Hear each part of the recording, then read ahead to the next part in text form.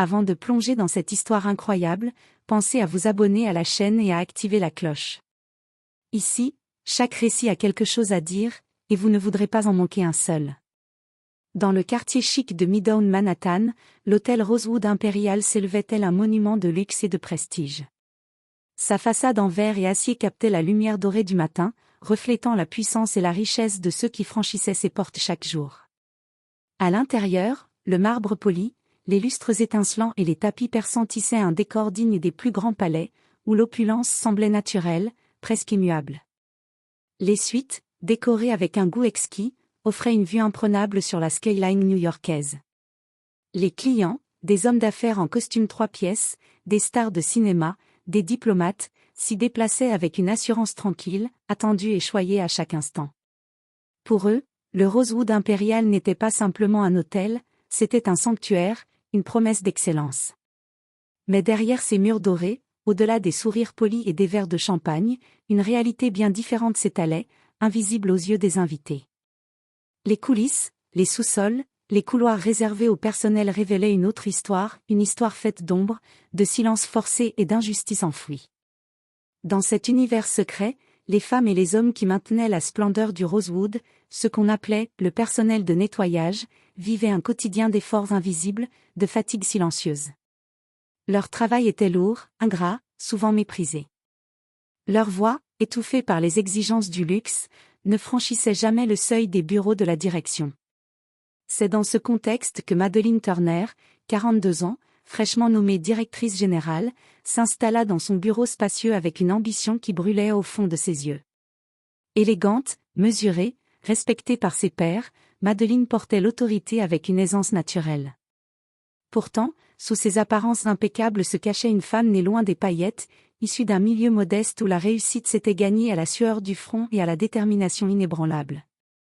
Depuis ses premiers pas dans l'entreprise, Madeleine avait gravi les échelons, affrontant préjugés et obstacles avec intelligence et droiture. Son parcours lui avait forgé un regard aiguisé sur la réalité du monde du travail, mais aussi sur les disparités souvent ignorées. Mais depuis qu'elle avait pris ses fonctions, une sensation de malaise ne la quittait plus. Elle sentait une fracture invisible grandir entre le haut personnel et les employés dits de base. Le ton condescendant de certains cadres, les regards fuyants, les sourires forcés des femmes de ménage, tout cela résonnait en elle comme un écho amer d'injustice. Les rapports trimestriels, lisses et aseptisés, ne racontaient jamais la vraie histoire. Les réunions où l'on parlait d'amélioration du climat social restaient superficielles, creuses. Madeleine savait que derrière ces chiffres, ces phrases calibrées, se cachaient des blessures humaines et des souffrances muettes.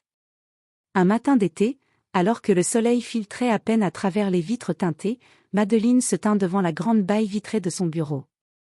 Son regard s'égara sur la fourmilière d'activités en contrebas. Puis, fermant les yeux un instant, elle murmura pour elle-même. « Je dois voir par moi-même. Comprendre ce que les mots ne disent pas. Je vais me faire passer pour l'une d'elles. Pour ressentir, pour voir, pour agir. » Cette décision, risquée, audacieuse, allait bouleverser sa vie, mais aussi celle de tout l'hôtel. Un lundi matin, à 5h30, alors que la ville dormait encore sous le voile épais du brouillard et que seules quelques lumières timides s'allumaient dans les rues silencieuses, Madeleine Turner franchit discrètement l'entrée de service de l'hôtel Rosewood Imperial. Le cliquetis léger de ses chaussures plates sur le carrelage froid était la seule musique dans ce couloir désert. Elle portait un uniforme bleu marine impeccable, bien ajusté, les cheveux tirés en arrière en un chignon strict, sous une casquette qui dissimulait partiellement son visage. À son col pendait un badge marqué « Mariage » et un nom choisi à la hâte, neutre et courant, conçu pour passer inaperçu. Dans cette tenue, elle n'était plus la directrice générale de l'hôtel, mais une femme de ménage parmi tant d'autres, invisible aux yeux du monde. Alors qu'elle avançait timidement vers le vestiaire, elle sentit sur elle les regards à peine voilés des autres femmes présentes. Elle chuchotait entre elles, se jaugeant, mais aucune ne sembla la reconnaître.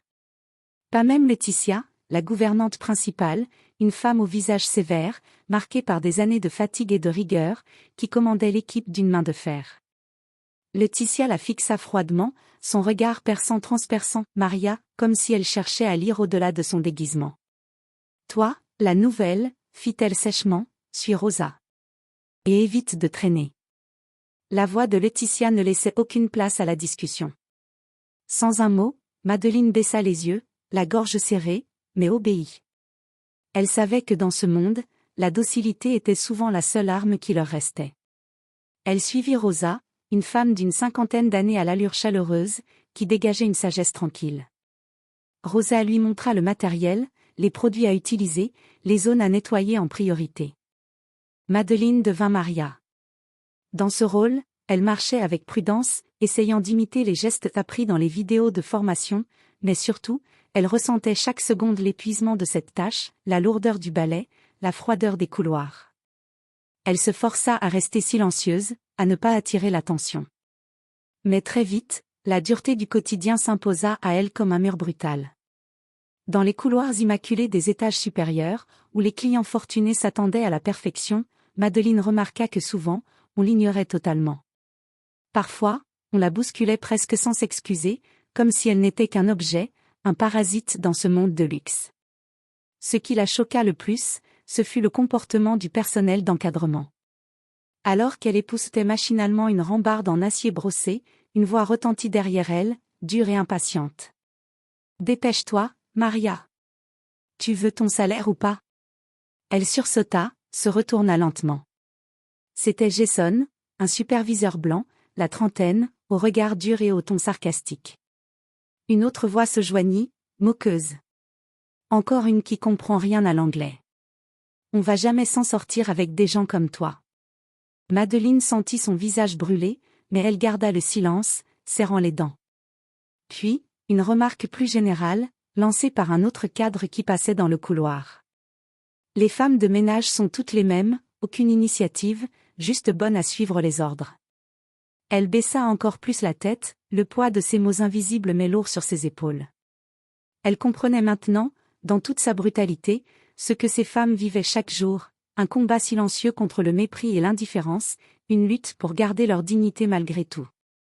Chaque pas, chaque regard, chaque mot tranchant venait lui rappeler à quel point elle avait été éloignée de cette réalité.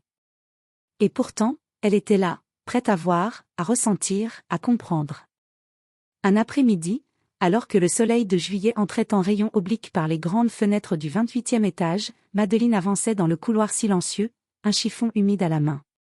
Elle avait presque fini de nettoyer une suite somptueuse quand elle surprit une conversation dans le hall voisin. Thomas Caldwell, le chef de la réception, un homme dans la quarantaine au sourire froid et calculateur, plaisantait avec une cliente fortunée, une dame d'un âge avancé vêtue d'un tailleur Chanel impeccable. « Les chambres sont propres, ne vous inquiétez pas », lança Thomas avec un sourire forcé. Même les petites mains sans diplôme arrivent à suivre les instructions maintenant. La cliente rit doucement, visiblement rassurée, tandis que Thomas tourna son regard vers Maria, d'un air dédaigneux, comme pour signifier que cette petite main était un simple accessoire dans ce décor de luxe. Madeleine sentit une boule se former dans sa gorge. Elle serra les dents, tentant de ne pas laisser transparaître son trouble. Mais ce qu'elle vivait là n'était que la surface de ce qu'elle allait bientôt découvrir. Quelques minutes plus tard, ses pas la menèrent vers la cuisine du personnel, une vaste pièce au carrelage blanc immaculé, mais qui résonnait d'une tension palpable. Là, une scène se déroulait qui la bouleversa profondément. Angela, une jeune femme noire d'une trentaine d'années, était accroupie près d'un tapis, les mains tremblantes. Son visage était rouge de larmes contenues. En face d'elle, Laetitia, la gouvernante principale, lui lançait un regard glacé. « Tu veux perdre ton emploi, Angela ?» gronda Laetitia d'une voix tranchante. « Il y a 10 comme toi qui attendent dehors, prêtes à prendre ta place. Va balayer ta honte. » Angela bafouilla des excuses, les larmes coulant désormais librement sur ses joues. Sans un mot, elle se releva et retourna au travail, la démarche lourde, les yeux embués. Madeleine resta figée, la scène lui serrant le cœur. Elle comprenait que pour ces femmes, chaque jour était un combat non seulement contre la fatigue, mais contre un système qui broyait leur dignité. Mais dans cette atmosphère parfois oppressante, Madeleine découvrit une lumière inattendue, la chaleur et la solidarité entre les « invisibles », celles que le monde extérieur oubliait. Rosa, une Guatémaltèque de 55 ans, au visage marqué par la vie mais éclairé d'une douceur rassurante, la prit sous son aile. Sans poser de questions, elle l'accueillit comme une sœur. À chaque pause, Rosa partageait avec elle ses tortillas maison, enveloppées dans un chiffon propre, et lui racontait des histoires de sa famille restée au Guatemala. Ici, Maria, lui expliqua-t-elle en souriant, tu fais ton travail, tu souris, et tu rentres chez toi. Ne t'attends pas à autre chose. Mais entre nous, on se soutient. C'est ça qui nous fait tenir.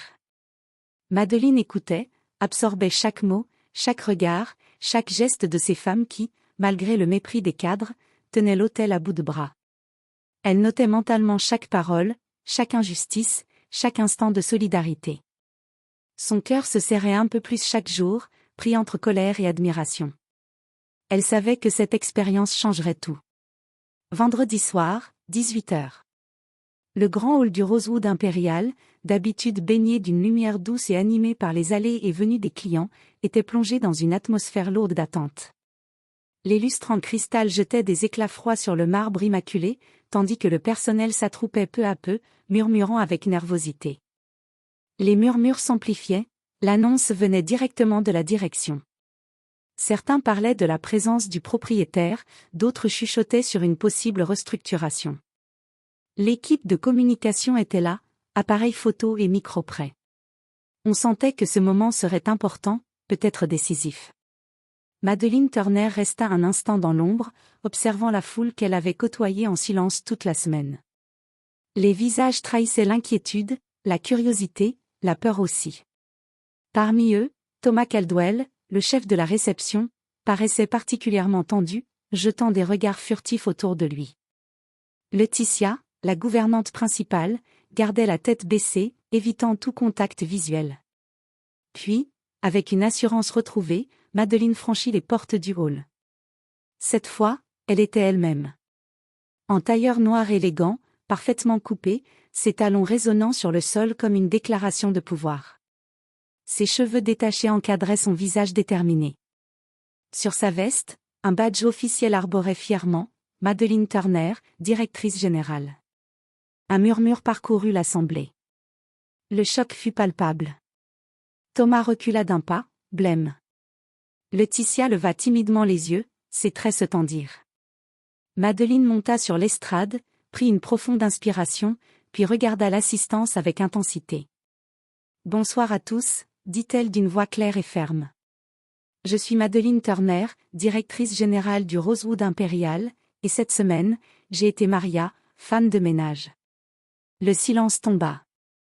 Total. Une lourde suspension du temps où personne n'osa bouger, parler, respirer. J'ai vu comment vous parlez à celle qui nettoie vos erreurs, continua-t-elle, le regard perçant balayant la salle. J'ai entendu vos moqueries derrière leur dos. J'ai observé le mépris, les humiliations quotidiennes, mais surtout, j'ai découvert la dignité inébranlable de celles qui ne disent rien, qui supportent tout en silence. Elle s'arrêta un instant, puis fixa intensément Thomas Caldwell. J'ai vu un chef de réception se moquer ouvertement de la classe ouvrière. J'ai vu une gouvernante humilier des mères de famille dévouées. J'ai vu des sourires brisés dans ces couloirs somptueux, cachés derrière les murs d'apparat. La tension dans la pièce devint presque tangible. Un silence solennel suivit, puis Madeleine reprit, avec une gravité presque solennelle. À compter d'aujourd'hui, les choses vont changer. Radicalement. Elle fit une pause, laissant ses mots résonner. Ce n'est pas une menace, c'est une promesse. Le Rosewood Impérial ne sera plus jamais un lieu où la grandeur se mesure à l'arrogance ou au mépris. Ce sera un lieu de respect, d'équité, et de justice. Elle regarda chacun dans les yeux, comme pour s'assurer que son message était bien reçu. Les comportements discriminatoires, les humiliations, les abus. Ils seront sanctionnés sans compromis. Nous allons reconstruire, ensemble, un environnement où chaque employé, du plus humble au plus haut placé, retrouvera sa dignité. Madeleine descendit lentement de l'estrade, tandis qu'un léger murmure d'émotion traversait l'assistance. Certains étaient sous le choc, d'autres commençaient à comprendre que cette nuit marquait un tournant. Dans ce grand hall, baigné de lumière et de silence, naissait une nouvelle ère. Dans les semaines qui suivirent l'annonce de Madeleine, un vent de changement souffla sur le Rosewood Impérial. Le personnel sentit immédiatement que l'air avait changé, que l'époque du mépris et des silences imposés touchait à sa fin. Mais une transformation réelle demandait plus que des paroles, elle nécessitait des actes forts, visibles et durables. La première mesure fut radicale et symbolique. Thomas Caldwell, le chef de la réception, responsable de multiples incidents d'arrogance et de dédain envers le personnel de nettoyage, fut licencié avec effet immédiat. L'annonce fit l'effet d'un coup de tonnerre parmi les cadres. La nouvelle se répandit rapidement, levant un voile d'impunité qui pesait depuis trop longtemps. Peu après, Laetitia, la gouvernante principale, fit l'objet d'une mise à pied disciplinaire. Si elle avait été appréciée pour son efficacité, son autoritarisme et ses humiliations répétées envers les femmes de ménage ne seraient plus tolérées. Son absence marqua un tournant dans le quotidien des équipes de nettoyage. Mais au-delà des sanctions, Madeleine s'attela à réviser en profondeur le fonctionnement interne. Avec l'aide d'experts en ressources humaines et de consultants spécialisés dans l'équité au travail, elle lança une réforme complète du système de gestion du personnel. Les anciens rapports froids et bureaucratiques furent remplacés par un système plus transparent, avec des enquêtes régulières sur le climat social et des formations obligatoires sur le respect et la diversité. Un des moments les plus marquants fut la création d'un comité d'éthique et d'équité salariale, un espace inédit où les employés, quel que soit leur grade, pouvaient s'exprimer librement. Ce comité fut confié à Rosa, la Guatémaltèque bienveillante qui avait soutenu Madeleine dans son immersion, ainsi qu'à plusieurs autres employés élus par leur père. Leur mission, veiller à la justice au sein de l'hôtel, lutter contre les discriminations, et proposer des améliorations concrètes. Pour Angela, cette nouvelle ère fut une chance inespérée. Reconnaissant son courage et sa dignité malgré les humiliations subies, Madeleine la promut superviseur de l'équipe de nettoyage. Angela, émue et fière, devint un symbole vivant du changement, une voix forte pour celle qui avait trop longtemps été réduite au silence. Mais la réforme la plus attendue par toutes les femmes de ménage fut sans doute l'augmentation salariale, assortie d'un espace de parole hebdomadaire. Tous les vendredis matins, un temps était désormais réservé pour que les employés puissent échanger directement avec la direction, partager leurs difficultés, leurs idées, et trouver ensemble des solutions.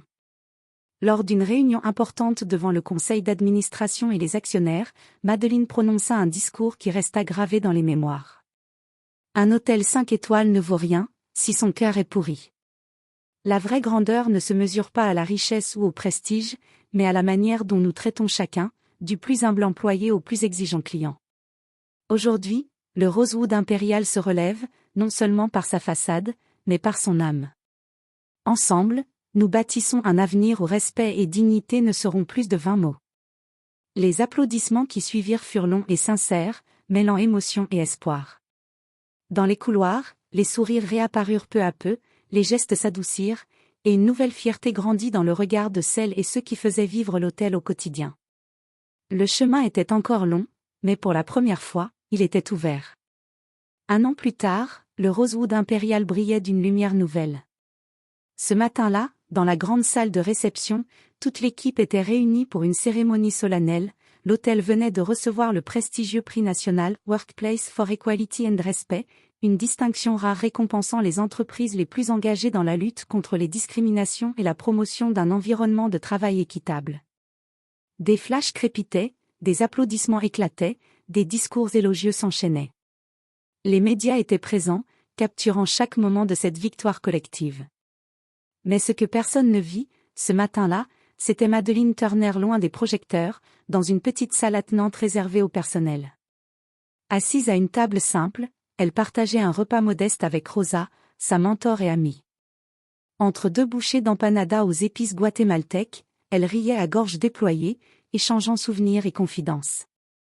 Loin de la scène officielle et des applaudissements, ce moment d'intimité incarnait la véritable victoire, la fraternité retrouvée, la solidarité tissée, le respect rétabli. Rosa, les yeux pétillants, posa une main chaleureuse sur celle de Madeleine.